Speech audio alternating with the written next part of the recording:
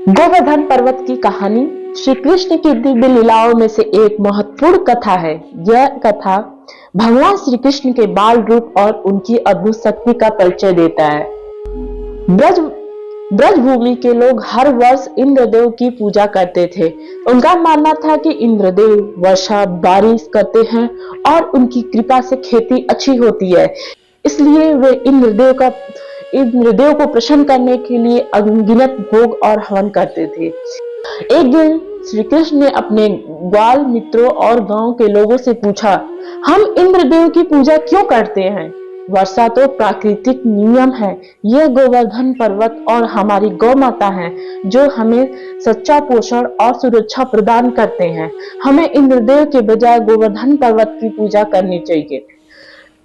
श्री कृष्ण के इस विचार से गांव के लोग सहमत हो गए और उन्होंने इंद्र की पूजा बंद कर दी। इसके बदले उन्होंने गोवर्धन पर्वत की पूजा करना शुरू कर दी। जब इंद्रदेव ने देखा कि ब्रजवासी उनकी पूजा नहीं कर रहे हैं तो वे क्रोधित हो गए। अपने अहंकार में उन्होंने सोचा कि इन साधारण मनुष्यों को सबक सिखाना चाहिए। उन्होंने ब्रजभूमि पर घनघोर वर्षा और तूफान भेजा। भयंकर बारिश और आंधी के कारण ब्रजवासियों का जीवन संकट में पड़ गया। सभी लोग डरकर श्री कृष्ण के पास पहुंचे और उनकी शरण में गए। श्री कृष्ण ने सभी को आश्वासन दिया और कहा, डरो मत, मैं तुम सबकी रक्षा करूंगा। फिर उन्होंने अपनी छोटी उंगली से गोवर्धन पर्वत को उठा लिया। 7 दिनों तक श्री कृष्ण ने गोवर्धन पर्वत को अपनी छोटी सी उंगली पर उठाए रखा और ब्रजवासी उसके नीचे शरण लेकर सुरक्षित रहे।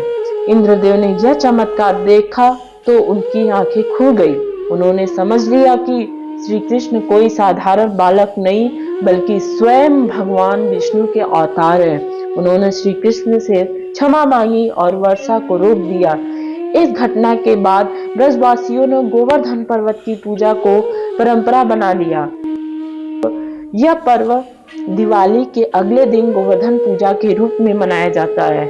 इस दिन लोग अन्नकूट का भोग लगाते हैं और गोवर्धन पर्वत का प्रतीक बनाकर उसकी पूजा करते हैं।